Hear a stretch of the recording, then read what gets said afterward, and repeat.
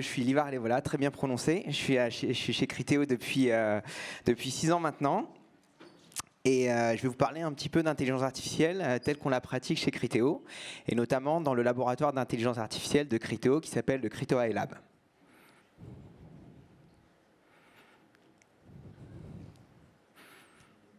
Voilà, donc là, il y a une. D'abord, j'ai envie de vous dire d'où je vous parle. Donc, je vais vous parler de ce qui est à droite. Donc, dans ce slide-là, il y a 2 photos. Il y a une première photo qui est celle d'une personne qui remet un prix à quelqu'un de chez Criteo, qui vient récompenser Criteo d'une innovation qui a été faite, en fait, qui a commencé il y a à peu près 6-7 ans, qui consistait à mettre ce qu'on appelle du deep learning en production, et donc une méthode un petit peu avancée pour représenter tous les produits que nous, on traite chez Criteo, pour faire une recommandation la plus précise possible aux utilisateurs qu'on a. Et juste au-dessus, il y a un tout petit graphe, on ne le voit pas très bien, mais j'y reviendrai juste après. Il y a des petits points, des sortes de nuages de points qui représentent en fait tous ces produits dans un espace qui va bien et qui ont cette particularité que dans cet espace-là, les points qui représentent des produits similaires sont proches les uns des autres. Et donc, on est capable de transformer des produits qui ont des proximités au sens humain dans un espace mathématique dans lequel on peut faire des calculs. Et donc, c'est ça qu'on peut faire. Et pour vous dire d'où je vous parle, moi, la chose qui m'intéresse vraiment, c'est la partie qui est en haut, qui pour moi me renvoie à cette question d'une factorisation de matrices avec des algorithmes randomisés. Donc c'est ce que je fais dans la vie, c'est le type de problème qui m'intéresse, et donc c'est d'ici d'où je vous parle. Donc je vais tâcher de ne pas vous parler de ça à chaque fois, mais c'est plutôt cet endroit-là qui me caractérise. Donc Criteo a commencé, comme on l'a dit juste précédemment, dans le retargeting, dans la question du reciblage publicitaire. Vous alliez sur un site, vous consultiez un produit, vous quittiez le site, et puis après il y avait quelque chose qui venait vous rappeler que vous aviez peut-être vu ce produit, que vous pourriez être intéressé de le revoir.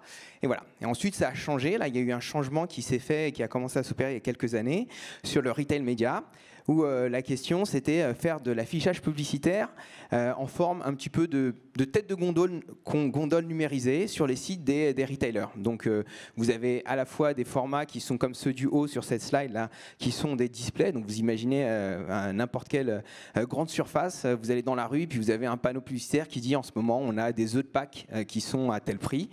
Ça correspond à ce qui est au-dessus. Et puis ensuite dans le graphe qui est montré ici. Et puis ensuite vous allez dans le magasin et puis vous êtes intéressé, vous avez acheté de la bière, des chips, et tout à coup vous allez passer à un autre endroit. Tout est calculé dans les surfaces, dans la grande surface. Vous allez à un autre endroit où il y aura peut-être des tacos ou je ne sais quoi, et en tête de gondole. Et tout ça, c'est aussi calculé. Et en fait, ça correspond plutôt à la seconde chose. Donc là, c'est plutôt des machines à laver, mais c'est ce qu'on sait calculer de manière mathématique. Et en fait, chez nous, chez Criteo, ça renvoie à tout un tas de problèmes qui sont des problèmes d'ingestion de données. Alors, je vais vous dire un tout petit truc, donc préparez-vous. Il y a à peu près 3 slides dont il faut se souvenir dans ce que je vais dire. C'est pas celui-là, c'est pas le précédent, c'est pas celui d'avant. C'est à peu près 5, 6, 7 ou 4, 5, 6. Donc celui-là, je vous le dis, ça fait une sorte de ronronnement. Faites-en ce que vous voulez. Et après, ça sera sérieux. Donc, les enjeux qu'on a chez Criteo, c'est de manipuler des données, de savoir les ingérer, de les modéliser en augmentant le sens. Donc, c'est ce que j'ai raconté tout à l'heure dans l'idée d'avoir des produits qu'on allait plonger dans un espace dans lequel on était capable de faire des calculs. Donc, ça, c'est la question de la modélisation. On a la question ensuite de la prédiction. Donc, évidemment, la chose la plus simple, c'est la recommandation. Comment recommander, trouver le bon produit au bon endroit. Mais il y a d'autres mécanismes qui sont cachés, comme celui des mécanismes d'enchère, qui est celui qui sous-tend la problématique de l'achat publicitaire en temps réel. Et donc ça, c'est une problématique de théorie des jeux, sur laquelle je reviendrai tout à l'heure, justement, dans un des slides qui sera un slide pivot. Et puis après, il faut faire de la prédiction, et puis il faut optimiser suivant les KPI, donc les mesures de performance que nous ont fournies par l'ensemble de nos partenaires, de nos clients. On a en plus parfois à agencer et à être capable de faire de la maximisation de mesures de performance qui parfois, d'un certain point de vue, sont contradictoires. Donc un partenaire veut qu'on maximise quelque chose, une marque veut qu'on maximise autre chose, et on doit trouver le bon équilibre, sachant que nous aussi, on doit maximiser notre profit. Donc on a un peu un challenge à trouver qui est typique de tout ce qu'on fait quand on fait de la théorie des jeux. Donc vous avez peut-être entendu parler des choses comme des équilibres de Nash. dans des jeux à plusieurs joueurs, ou normalement c'est à 2 joueurs, mais à plusieurs joueurs, qui doivent chacun maximiser une récompense qu'ils vont avoir dans un jeu. Et il se trouve que le bon endroit où tout le monde se sent satisfait, c'est l'endroit, par exemple l'équilibre de Nash ou d'autres types d'équilibres qui existent dans la théorie des jeux. Et c'est le type de problématique que nous on regarde au niveau de Criteo. Alors voilà, ça c'est le slide numéro 1 qu'il faut retenir. Donc ça, vous avez dû le voir, normalement, on est en 2024, vous avez dû le voir 156 fois. Donc la partie de gauche, vous avez dû le voir beaucoup de fois. Néanmoins, je vais quand même y revenir, mais très rapidement. Aujourd'hui, je vais revenir sur la chose qui est la principale, et après je vais vous dire à quel point je vais abandonner. Donc aujourd'hui, quand on parle d'IA, donc d'intelligence artificielle, on parle d'une chose, c'est qu'on parle de machine learning. L'IA, c'est une thématique qui est plus générale, qui regroupe un ensemble de méthodes qui sont censées faire en sorte que des ordinateurs raisonnent comme des êtres humains. Un exemple de problématique, c'est vraiment le début de l'IA. Les gens ils se disaient, est-ce qu'on est capable de trouver un algorithme qui aide un robot à sortir d'un labyrinthe? C'est un algorithme, donc c'est une méthode, on va faire quelque chose de très répétitif qui va aider un robot à sortir d'un labyrinthe. Et il n'y avait pas de question de données. Les données n'existaient pas. On a juste un labyrinthe, on doit faire sortir un robot d'un labyrinthe. Une autre problématique, c'est celle de charger un camion avec plein de cartons de tailles différentes. Vous avez 1 millier de cartons, vous devez les mettre dans un camion, et on vous dit comment vous faites pour mettre le plus de cartons possible dans ce camion. C'est un problème qui est dit irrésoluble, il est hyper compliqué mathématiquement, on ne sait pas comment l'aborder, on développe des heuristiques qui relèvent de l'intelligence artificielle, ça n'utilise pas de données du tout, mais on a des méthodes qui viennent vous dire comment le faire ça au mieux. Dernier exemple, vous devez faire des emplois du temps, par exemple vous êtes proviseur, vous connaissez les proviseurs de collège, il doit faire un emploi du temps avec les matières, avec les professeurs, etc. En fait, ça aussi, c'est un problème qui est extrêmement compliqué et c'est un problème qui est résolu par des algorithmes d'IA. Et encore une fois, on n'utilise pas de données, c'est juste des processus de calcul particuliers qui sont mis en œuvre pour pouvoir calculer un emploi du temps qui satisfait tout le monde. Donc voilà, ça c'est la définition. C'est une chose que je voulais vous dire, c'est que l'IA, ça existe sans données. Il y a de l'IA qui existe sans données.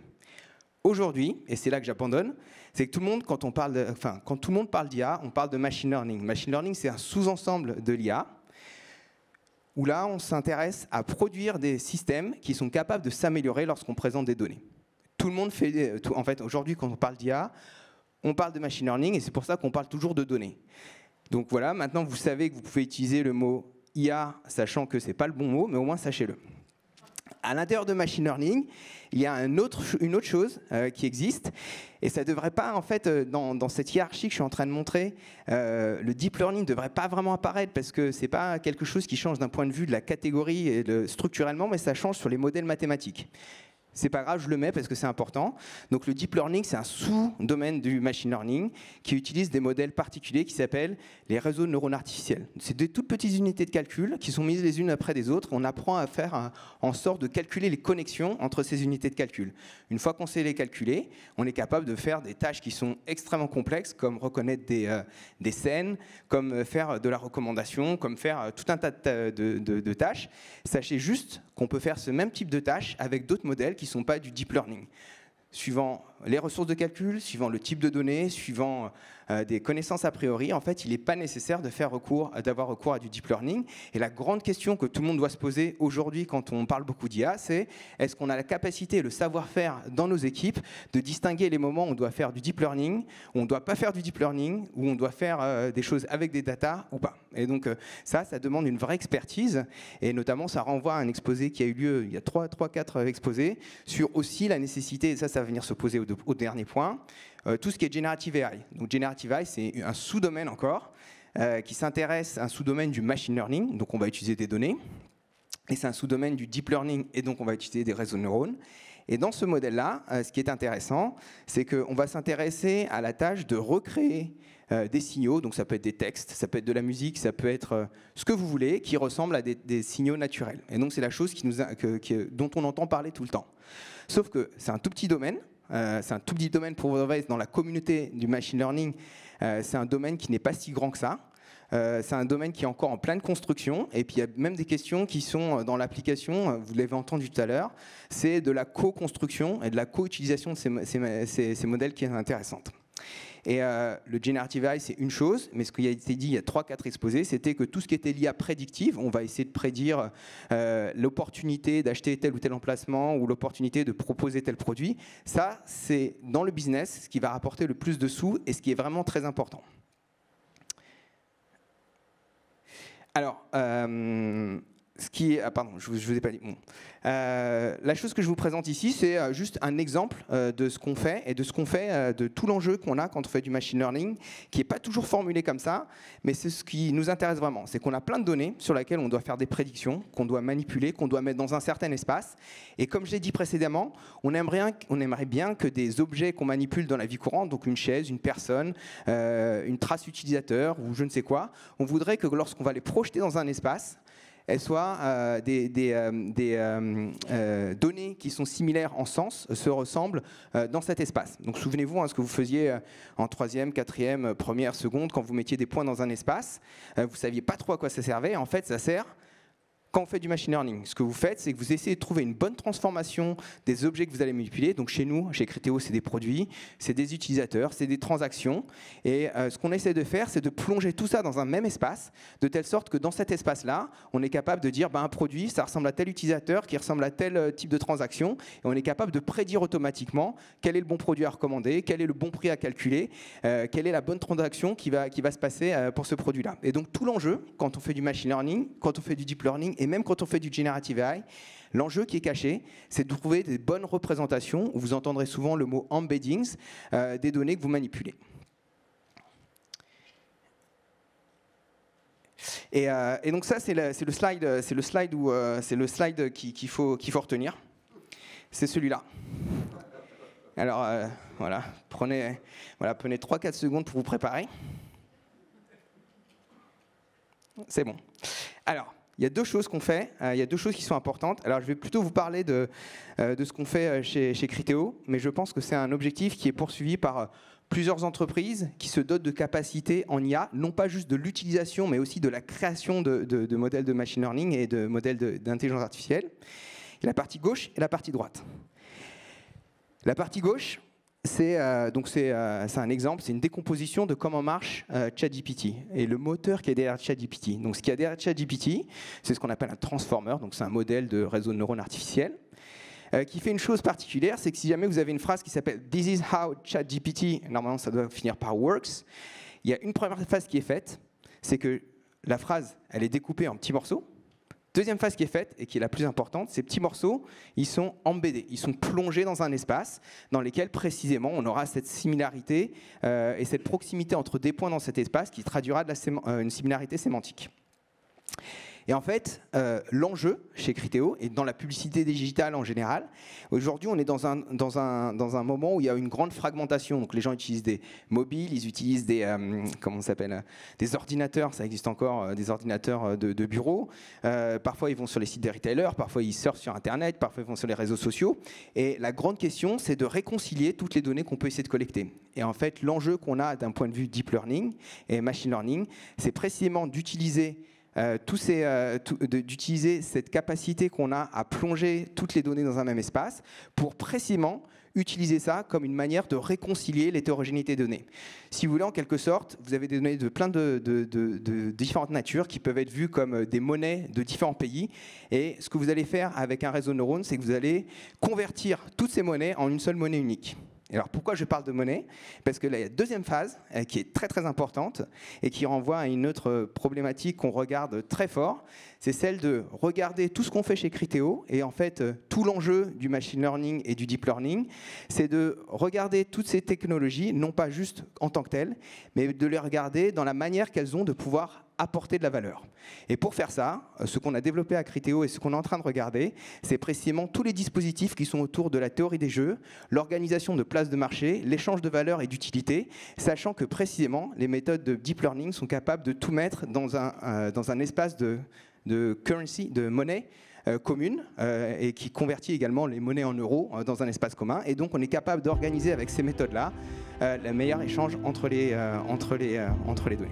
Donc en fait c'était le slide le plus important. Souvenez-vous que c'est vraiment important de voir cette chose-là, les méthodes de deep learning comme une transformation des données, de l'argent en une monnaie unique. Et puis deuxième chose qui est très importante, de se doter de tous les outils qui sont capables d'organiser les marchés entre des données précisément et de s'inspirer notamment des vrais marchés financiers avec toutes les questions de régulation, privacy, transparence et d'équilibre de gains. Voilà, merci. Bravo, merci beaucoup. Merci beaucoup, Liva. Merci. Vous avez un compte Blue Sky? Non. Twitter? X? Je mets jamais rien dessus. Jamais rien dessus. Bon, c'était juste pour vous suivre, mais c'est bien aussi. LinkedIn? Est-ce qu'on peut juste... C'est la première fois que je peux faire la pub. Alors, sur LinkedIn, ouais. Sur LinkedIn? Si vous voulez, je suis sur Insta, mais... Sur Insta? Ouais, mais en fait, je mets rien du tout. Je suis nul. Nul? Ouais. Vous voulez une formation? Allez. Non, je rigole. Mais je suis sur LinkedIn. Bon, merci pour votre... En tout cas, on suivra vos posts sur Linkedin. Merci. Merci beaucoup, Liva. Merci.